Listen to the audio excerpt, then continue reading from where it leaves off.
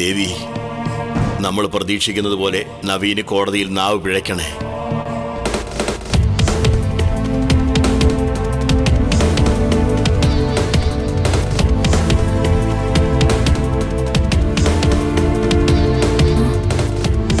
നോക്ക്, ആരൊക്കെ വരുന്നേന്ന്. ആഗ്നേയാസ്ത്രം അയക്കുമ്പോൾ അതിനെ തടുക്കാൻ പാശുപതാസ്ത്രം അയക്കുമെന്ന് കേട്ടിട്ടില്ലേ? അതാണ് ഇവിടെ സംഭവിക്കുന്നത്. നമ്മൾ പ്രാർത്ഥിച്ചില്ലേ, അതിനെ തടുക്കാൻ വേണ്ടിയിട്ട് വന്നിരിക്കുക രണ്ടെണ്ണം കൂടി.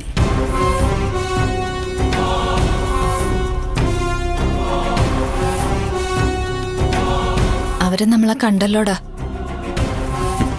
അതുകൊണ്ടെന്താ കുഴപ്പം? നമ്മളെ ഒരുമിച്ച് കണ്ടെന്ന് അവരാരോടെങ്കിലും പറഞ്ഞാലും അതാരും വിശ്വസിക്കാൻ പോകുന്നില്ല. കള്ളം പറയുന്ന ടീംസ് അല്ലേ, അതുകൊണ്ട് കുഴപ്പമില്ല. നീ വാ. നവീൻ വക്കീൽ SI മാഡത്തെ കെട്ടണമെന്ന് പറഞ്ഞ് നടക്കുകയാണല്ലോ. അപ്പോഴും നിങ്ങൾ തമ്മിലുള്ള ഈ പ്രേമം അവസാനിച്ചില്ലേ? അതൊക്കെ എന്തിനാടോ തന്നോട് പറയുന്നേ? നീയും SIയും തമ്മിൽ പ്രണയത്തിലാണെന്നേ നവീൻ വക്കീലിനറിയാം. അതുകൊണ്ട് അങ്ങേര് നിങ്ങളോട് കാണിക്കുന്ന ആത്മാർത്ഥത 100% സത്യസന്ധമാണെന്നൊന്നും കരുതണ്ട. ഇതൊക്കെ നിന്നോട് ചോദിച്ചോ? ഞങ്ങളുടെ ജീവിതത്തിൽ പലത് സംഭവിച്ചെന്നിരിക്കും. അതൊന്നും നിങ്ങളെ ബാധിക്കുന്ന കാര്യമല്ല. അപ്പോഴും ഒരു സംശയം. അമ്പലത്തിന്റെ മുമ്പിൽ വെച്ച് ചോദിക്കുക, മാഡം ആരെയാ കെട്ടുന്നത്? ഇവനെയാണോ അതോ വക്കീലിനെയാണോ? എന്റെ അഭിപ്രായത്തില് നട്ടല്ലില്ലാത്ത യവനെ കെട്ടുന്നതിനേക്കാളും നട്ടലുള്ള വക്കീലിനെ കെട്ടുന്നതാ. എന്റെ നട്ടല് തനിക്ക് കാണണോ? ഇവിടെ കാണണോന്ന് കള്ളത്തരങ്ങൾ പറഞ്ഞ് മകളുടെ കല്യാണം നടത്തിയിട്ട് ഇപ്പൊ അയാളെന്റെ നട്ടല് ചെക്ക് ചെയ്യാൻ നടക്കുക. തന്നെ അമ്പലത്തിന്റെ മുന്നിൽ വെച്ച് തല്ലുള്ളത് രണ്ടും പോവാൻ നോക്കിയേ. വാച്ച, ഞങ്ങൾക്ക് പരാതിയൊന്നുമില്ല. ഞങ്ങൾക്ക് തരേണ്ടത് തന്നിട്ട് ഈ കേസ് ഒഴിവാക്കി വിടാൻ ഇനിയും സമയമുണ്ട്. പിന്നെ നിങ്ങൾ തമ്മിൽ കെട്ടുകയോ അല്ലെങ്കിൽ മാഡം പോയി ആ നവീൻ വക്കീലിനെ കെട്ടുകയോ എന്താണെന്ന് വെച്ചാ ചെയ്തോ. എടോ, ഈ കേസ് ഒഴിവാക്കാൻ വേണ്ടിട്ട് കാലിട പോലും നിങ്ങൾക്ക് തരില്ല.